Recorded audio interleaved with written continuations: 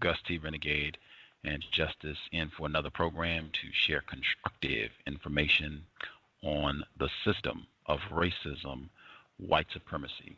Thank you, everyone, for tuning into the program. I hope you get constructive information. I'm really grateful to have the opportunity to do the program today. Fortunate to have a guest on the program whose work had a huge influence on my understanding of racism, white supremacy, back when I was very confused about what's happening on the planet and who is to blame for what is happening on the planet.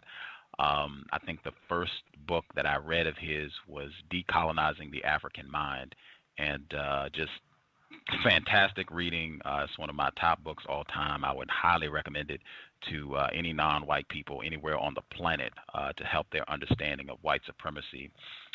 Then read The Rest and the West and the Rest of Us. Again, just incredible information. It really helped me get a very clear picture of exactly what the problem is, and that problem is white people. Again, as I said, super privileged to have him on the program to discuss his work, hear information about what's going on in Libya, and hopefully more folks will check out some of his writing. It's just, as I said, I cannot recognize it enough for how it helped my clarity and becoming less confused. Joining us live from Ghana, Dr. Chinweizu. Dr. Chinweizu, are you with us? Yes, I am. Thank you so much for sharing a bit of your time with us. We are really grateful for the opportunity to hear some of your views. I know some of my listeners that are in the States, this might be their first time hearing from you. Could you give them just a little bit of background information so they'll have a better idea of who you are and the work that you do? My name is Chinweizu. I'm a Nigerian, and I mean what we call a Black Power Pan-Africanist, and my concern is with getting Black people to understand their situation in the world and where they are heading, and what they have to do if they intend to survive in the world as it is. So Black Power Pan-Africanism goes back to Ghaddafi and takes its bearings from what Ghaddafi taught us about our place in the world and what we must do.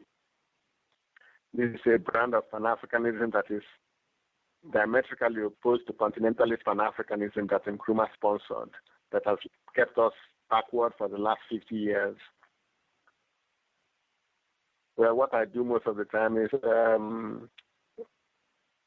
write things that challenge the conditions in which we are, and also to help to liberate us from continentalist Pan-Africanism and its mindset. We talk of liberation from imperialism and all that, but we also need to get back to the point of liberating ourselves from our own dogmas, doctrines that have not helped us, have worsened our situation over the last 50 years. And this is one of my concerns, that we begin to understand why we've not made any progress in the last, any measurable or useful progress in the last 50 years. And some of the reasons have to do with our own mentality, the ideas we have adopted and treat as sacred, that we all need to re-examine and criticize and find ways to improve upon. Thank you. Wow. I want to try to cover as much material as we can in the time that we have you. This program, the context of white supremacy, I have unfortunately concluded that we are in a global system of racism, white supremacy. I use those two terms as synonyms, and I use the same definition for both terms. That definition is as follows: a global system of people who classify themselves as white and are dedicated to abusing and or subjugating everyone in the known universe whom they classify as not white. Do you believe that such a system exists, and do you think that definition is accurate?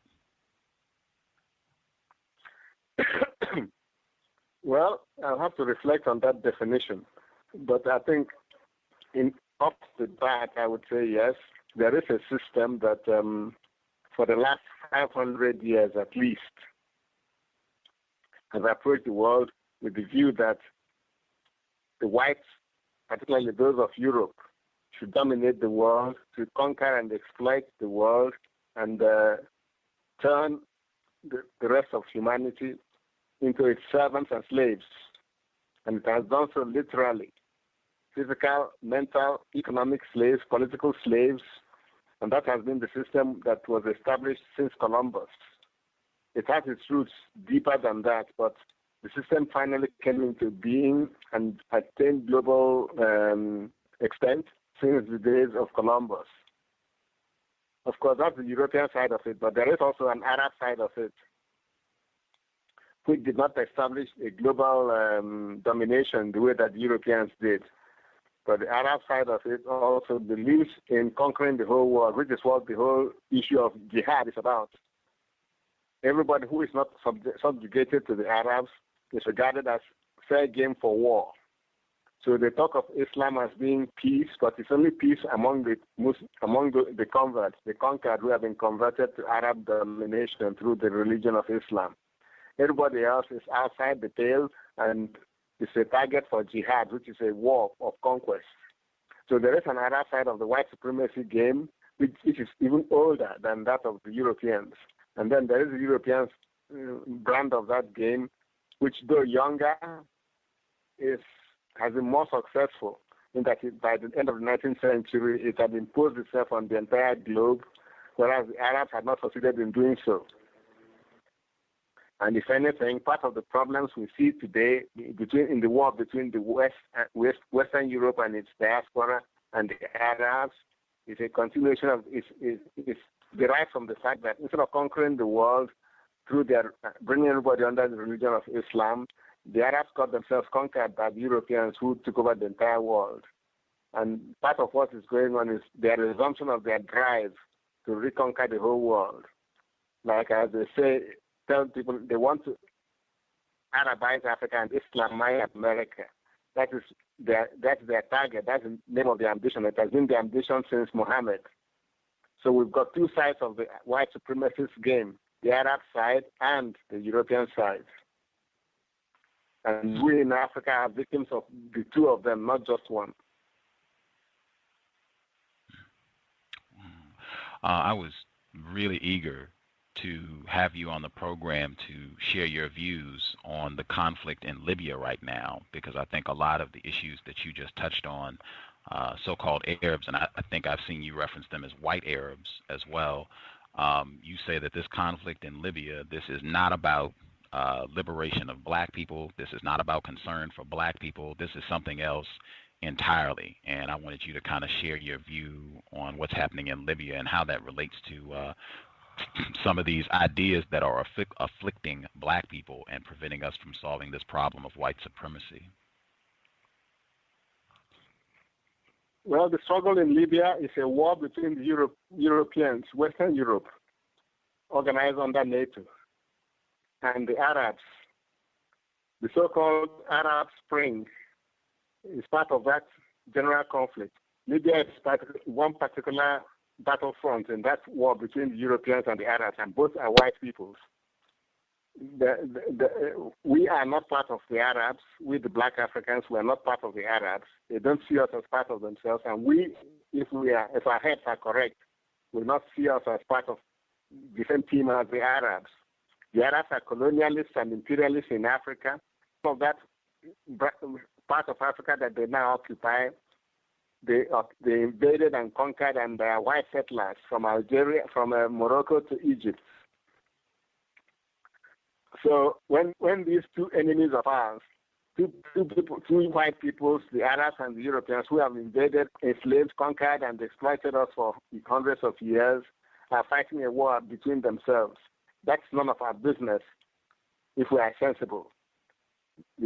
Our two enemies are at war, and it's none of our business to join with either of them or to support either of them.